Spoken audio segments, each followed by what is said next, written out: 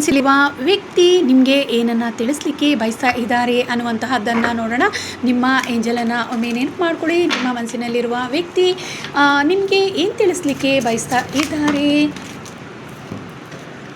ನಿಮ್ಮ ಮನಸ್ಸಿನಲ್ಲಿರುವ ವ್ಯಕ್ತಿ ನಿಮಗೆ ನಿಮ್ಮ ಮೇಲೆ ತುಂಬಾ ಪ್ರೀತಿ ಅನ್ನುವಂತಹದ್ದಿದೆ. ಭಾಳಷ್ಟು ನಿಮ್ಮ ಪ್ರೀತಿಯನ್ನು ಗಳಿಸ್ಲಿಕ್ಕೋಸ್ಕರ ಭಾಳಷ್ಟು ದಿನಗಳಿಂದ ಅವರು ಕಾಯ್ತಾ ಇದ್ದಾರೆ ಅನ್ನುವಂತಹದ್ದು ಇಲ್ಲಿ ತಿಳಿದು ಬರ್ತಾ ಇದೆ. ಟ್ರೂ ಲವ್ ಅನ್ನುವಂತಹದ್ದು ಅವರಿಗೆ ನಿಮ್ಮ ಮೇಲೆ ಇದೆ ಅನ್ನುವಂತಹದ್ದು ಇಲ್ಲಿ ತಿಳಿದು ಬರ್ತಾ ಇದೆ. ಹಾಗೆ ನಿಮ್ಮ ಟ್ವಿನ್ ಫ್ಲೇಮ್ ಅಥವಾ ನಿಮ್ಮ ಪಾಸ್ಟ್ ಲೈಫ್ ಕನೆಕ್ಷನ್ ಇರುವಂತಹ ವ್ಯಕ್ತಿ ಅವರಾಗಿದ್ದಾರೆ ಅನ್ನುವಂತಹದ್ದು ಇಲ್ಲಿ ತಿಳಿದು ಬರ್ತಾ ಇದೆ. ಹಾಗೆ ನಿಮ್ಮ ಕಷ್ಟ ಸುಖಗಳಿಗೆ ಅವರು ಭಾಳಷ್ಟು ಸಹಾಯ ಮಾಡಬೇಕು ಅಂತ ಬಯಸುವಂತಹ ವ್ಯಕ್ತಿ ಅವರಾಗಿದ್ದಾರೆ. ಹಾಗೆ ನಿಮ್ಮ ಜೀವನಕ್ಕೆ ಬೆಳಕಾಗಬೇಕು ಅಂತ ಬಯಸ್ತಿರುವಂತಹ ವ್ಯಕ್ತಿ ಆಗಿದ್ದಾರೆ ಅನ್ನುವಂತಹದ್ದು ಇಲ್ಲಿ ತಿಳಿದು ಬರ್ತಾ ಇದೆ. ಆ ವ್ಯಕ್ತಿಯ ಉದ್ದೇಶ ನಿಮ್ಮ ಜೀವನವನ್ನು ಸುಂದರವಾಗಿಸಬೇಕು ಅನ್ನುವಂತಹದ್ದಾಗಿದೆ. ಅದನ್ನು ನಿಮಗೆ ತಿಳಿಸ್ಬೇಕು ಅಂತ ಭಾಳಷ್ಟು ಅವರು ಕಷ್ಟಪಡ್ತಾ ಇದ್ದಾರೆ ಅನ್ನುವಂತಹದ್ದು. ಹಾಗೆ ನಿಮ್ಮ ಜೊತೆ ಈ ಎಲ್ಲ ವಿಚಾರಗಳನ್ನು ಶೇರ್ ಮಾಡಬೇಕು ಅನ್ನುವಂತಹ ಉದ್ದೇಶ ಅವರಲ್ಲಿ ಇದೆ ಅನ್ನುವಂತಹದ್ದು ತಿಳಿತಾ ಇದೆ. ಹಾಗೆ ಭಾಳಷ್ಟು